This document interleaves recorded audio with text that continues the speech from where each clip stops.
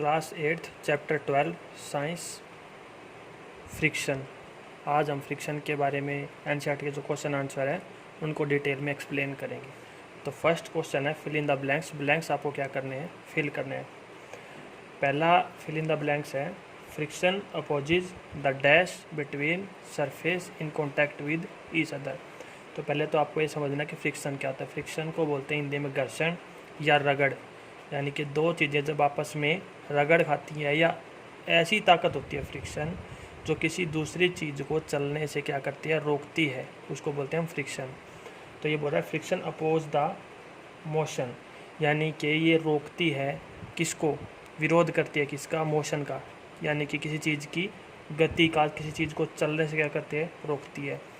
Between the surface in contact with each other, जो भी दो सरफेस तल एक दूसरे के कांटेक्ट में हो गए उन दोनों को आपस में चलने से क्या करेगी, रोकेगी। जैसे ये एक सरफेस है, ये दूसरा सरफेस है, एक दूसरे के ऊपर चल रहा है तो उसको चलने से जो ताकत रोक रही है उस फोर्स को बोलते हैं हम फ्रिक्शन।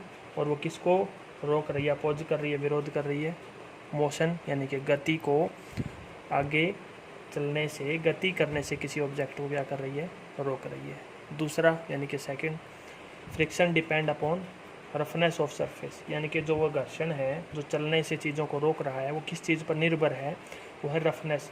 चीज़ें कितनी क्या है, खुरदरी है, कितनी रफ़ है, उससे पता चलता है कि उसका फ्रिक्शन कितना होगा। जितनी चीज़ें ज़्यादा खुरदरी होगी उतने ही चीज़ों को वो चलने से क्या करेगी, रोकेगी, मतलब उतना ही फ्रिक्शन उनका क्या हो जाएगा, ज़्यादा हो जाएगा। फ्रिक्शन निर्भर करता है किसी चीज़ के खुरदरेपन पर। फ्रिक्शन प्रोड्यूसेस हीट, यानी कि घर्षण से, रगड़ने से चीज़ों को क्या पैदा होती है, हीट। जैसे कि आप देखते हो कि आप हाथों को अगर तेज़ी से रगड़ो तो वो गर्म हो जाते हैं क्योंकि उससे हीट, गर्मी पैदा होती है। Sprinkling of powder on carrom board reduce friction, यानी कि कैरम बोर्ड पे जब हम पाउडर छिड़क देते हैं तो क्या होता है, वो बहुत चिकना हो जाता है और उसकी जो गिट्टियाँ होती है वो आराम से फिसल करके इधर उधर क्या कर सकती है, जा सकती है। क्यों? क्योंकि उस पाउडर के छिड़कने से जो फ्रिक्शन है, जो रगड़ है, वो बहुत ही क्या हो गई, कम। रगड़ कम हो गई मतलब फ्रिक्शन क्या हो गया, कम हो गया। रिड्यूस फ्रिक्शन, यानी कि फ्रिक्शन क्या हो गया, कम हो गया। Sliding friction is lesser than static friction. अब हमको दो चीज़ें सीखनी है, स्लाइडिंग और स्टैटिक फ्रिक्शन। स्लाइडिंग फ्रिक्शन होता है जब किसी चीज़ के ऊपर दूसरी चीज़ चलती है। ये एक सरफेस है, एक तल है, इसके ऊपर कोई भी दूसरी वस्तु, दूसरा सरफेस है, वो इसके ऊपर इस तरीके से चले तो इस फ्रिक्शन को हम बोलते हैं स्लाइडिंग फ्रिक्शन। क्योंकि एक दूसरे के साथ ये रगड़ खा रहे हैं और ये चल रहा है, चल रहा हो तब तो क्या बोलते हैं उसको, स्लाइडिंग फ्रिक्शन। लेकिन एक तल के ऊपर कोई पत्थर पड़ा है और अभी चला नहीं है, चलने की हमने फोर्स लगा रहे हैं, ताकत लगा रहे हैं, धक्का लगा रहे हैं, लेकिन अभी तक ये चला नहीं है। जब तक ये नहीं चलता तब तक उस कंडीशन में जो फ्रिक्शन होता है उसको तो हम बोलते हैं स्टैटिक फ्रिक्शन, यानी कि रुका हुआ फ्रिक्शन। जब ताकत लगाने के बाद ये चलने लग जाए या फिसलने लग जाए उस समय ये स्टैटिक फ्रिक्शन क्या हो जाता है, ख़त्म, और उसकी जगह कौन सा फ्रिक्शन आ जाता है, स्लाइडिंग। क्योंकि अभी क्या होने लग गया, फिसलने लग गया या चलने लग गया। यानी कि स्टैटिक फ्रिक्शन होता है रुका हुआ, स्लाइडिंग होता है फिसलता हुआ। वो ताकत जो चलने से लगती है, चलने को रोकती है जो ताकत, उसको तो बोलते हैं स्लाइडिंग फ्रिक्शन। और जो रुकी हुई चीज़ पर हम ताकत लगाएं और उसको चलने से जो रोक रही है जो ताकत, यानी कि कोई ताकत है, इसको हम धक्का लगा रहे हैं लेकिन एक लिमिट तक तो ये नहीं चलती, तो इसको चलने से जो ताकत रोक रही है उसको बोल रहे हैं स्टैटिक फ्रिक्शन। तो ये बोलता है कि जो हमारा स्लाइडिंग फ्रिक्शन है, यानी कि चलने वाला फ्रिक्शन है, चलने वाली जो ताकत है, लेस देन स्टैटिक, यानी कि इस रोकने वाली ताकत से हल्की होती है, कम होती है। उदाहरण के लिए हम देख भी सकते हैं किसी भी पत्थर को एक बार शुरू में धक्का देके चलाना मुश्किल होता है क्योंकि वो ताकत रोकने वाली ज़्यादा है। जब एक बार ये चल पड़े तो इसको धक्का देके चलते रहना, चलाते रहना क्या होता है, थोड़ा आसान, क्योंकि स्लाइडिंग फ्रिक्शन थोड़ा सा क्या होता है, कम या लेस। चलाते रहने के लिए कम ताकत लगेगी क्योंकि इसको रोकने के लिए कम ताकत है, कम फ्रिक्शन है। स्टैटिक फ्रिक्शन हमेशा क्या हो जाता है, ज़्यादा, क्योंकि इसको एक बार चलाने के लिए थोड़ी सी ताकत क्या लगेगी, ज़्यादा लगेगी।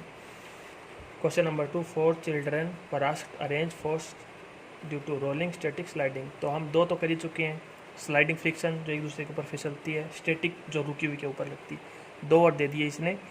रोलिंग, रोलिंग का मतलब होता है लुढ़कते रहना, यानी कि गोल गोल लुढ़कना। जैसे कि एक तो होता है सीधा फिसलना, एक होता है गोल गोल क्या होना, लुढ़कना, इस तरीके से लुढ़कना। तो वो जाएगा रोलिंग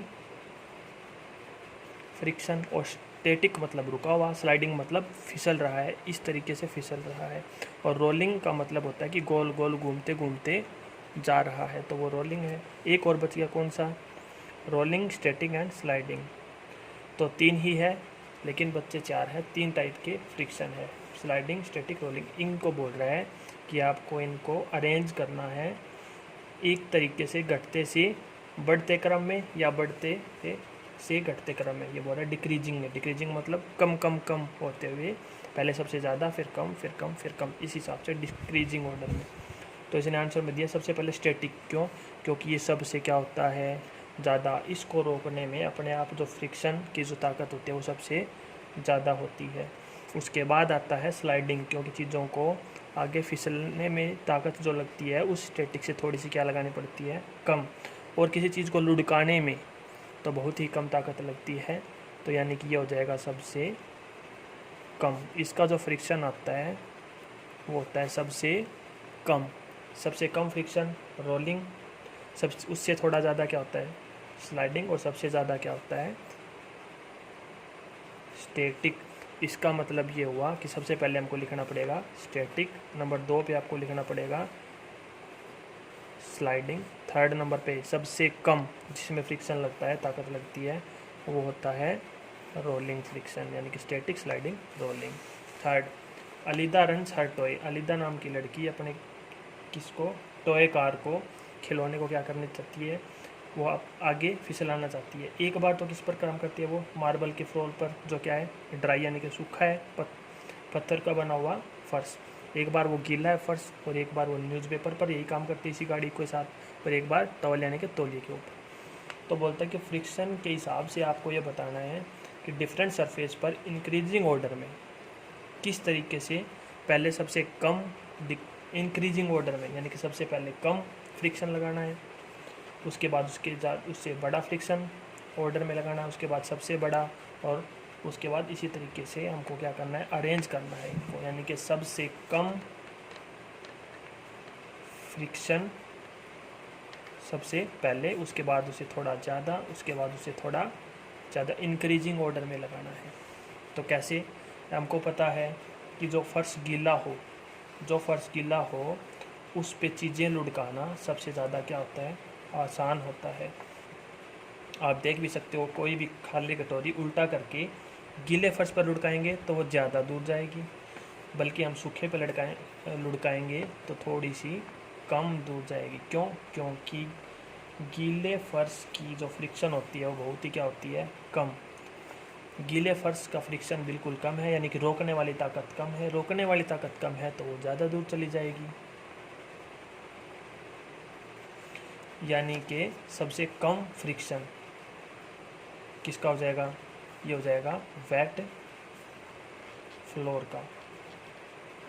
वेट फ्लोर का सबसे कम फ्रिक्शन। उसके बाद वो सूखा हो तो वो जाएगी आगे गाड़ी, लेकिन थोड़ी सी कम दूर जाएगी, यानी कि अब की बार आ जाएगा नंबर 2 पे ड्राई फ्लोर। अब 2 चीज़ें और बची हुई है, न्यूज़पेपर और टॉवल। न्यूज़पेपर और टॉवल में आप देख सकते हैं, एक बार न्यूज़पेपर पे रख के गाड़ी चलाएं तो वो जाएगी, लेकिन इनसे तो कम दूर जाएगी, लेकिन कुछ दूर तो ज़रूर जाएगी वो। और आखिरी में आता है टॉवल, यानी कि अगर तौलिए पर लुढ़काएंगे तो सबसे ही कम दूर जाएगी, सबसे कम। और यहाँ पर क्या जाएगी, ये क्या आ जाएगा, न्यूज़पेपर। तो न्यूज़पेपर पर भी वो गाड़ी जाएगी, लेकिन कितनी दूर जाएगी, कम। वेट फ्लोर पे सबसे ज़्यादा, ड्राई फ्लोर पे थोड़ी कम, न्यूज़पेपर पे थोड़ी सी और कम, और टॉवल पे तो बिल्कुल ही कम दूर जाएगी। यानी कि यहाँ पर फ्रिक्शन क्या है, सबसे कम। फ्रिक्शन सबसे कम। उसके बाद उससे थोड़ा सा ज़्यादा फ्रिक्शन है ड्राई फ्लोर में, क्योंकि रोकने वाली ताकत यहाँ पर थोड़ी ज़्यादा है, तो फ्रिक्शन थोड़ी सी ज़्यादा है। न्यूज़पेपर में फ्रिक्शन थोड़ा और ज़्यादा है, और टॉल में तो फ्रिक्शन सबसे ही ज़्यादा है। तो इंक्रीजिंग ऑर्डर ये हो जाएगा पहले फ्रिक्शन ये आएगा किसका, वेट फ्लोर का, पहले नंबर पे आएगा फ्रिक्शन वेट फ्लोर, उसके बाद किसका, ड्राई फ्लोर का, उसके बाद न्यूज़पेपर, और सबसे आखिरी में आ जाएगा टॉवल का फ्रिक्शन सबसे क्या होता है, ज़्यादा होता है। रोकने वाली ताकत इसमें क्या सबसे ज़्यादा होती है। अब fourth question, suppose you are writing desk is titled a little tilted a little, यानी कि थोड़ा सा टेढ़ा है। A book kept on it start sliding down, यानी कि आपने एक डेस्क के ऊपर एक किताब रखी है, लेकिन वो डेस्क है ना वो थोड़ा सा क्या है, टेढ़ा है। किस तरीके से, आप इस तरीके से मान सकते हो, थोड़ा सा टेढ़ा, और उसके ऊपर कुछ बुक रखी है, वो क्या कर रही है, फिसल रही है नीचे की तरफ, क्योंकि टेढ़ा है तो बुक कहाँ जाएगी, नीचे की तरफ जाएगी।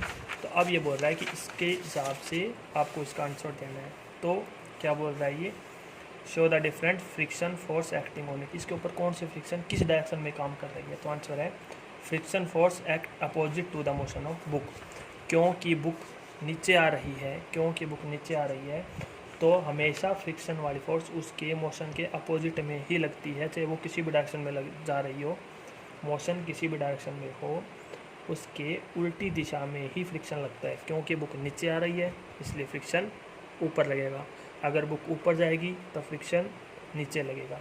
अब इस क्वेश्चन में क्या है, बुक क्या है, डाउनवर्ड आ रही है, स्लाइडिंग डाउन, तो फोर्स ऑफ फ्रिक्शन क्या हो जाएगा, अपोजिट, यानी कि it moves upward, sorry it friction of force